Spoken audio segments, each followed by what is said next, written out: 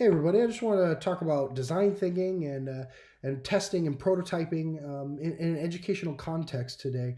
As you're approaching design thinking and you've gone through the empathy of looking at a problem of practice and you go to design something, sometimes when you think about testing, you can't get out of your head, like the Shark Tank material physical design. And sometimes it just doesn't make sense for an educational context.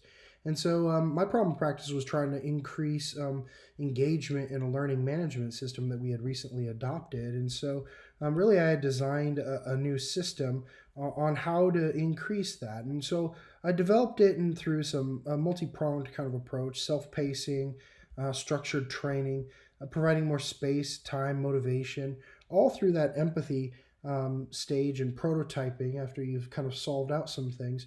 When it came to testing, I really wasn't sure what to do.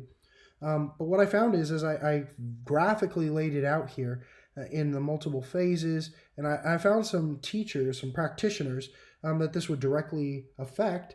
I found people that came from different voices, so I picked an administrator, someone who was kind of on board and doing a little bit of it, someone who was capable, but someone who isn't using it, and then someone who's outright maybe not capable or doesn't want to use it. And so finding those different voices on campus and sharing it with them, going through the structure and seeing what they think about it. So that made sense for, at least on a conceptual level, for initiating or changing some professional development or programs to get their feedback and how it would affect them, and really ultimately whether or not it would increase engagement on their part.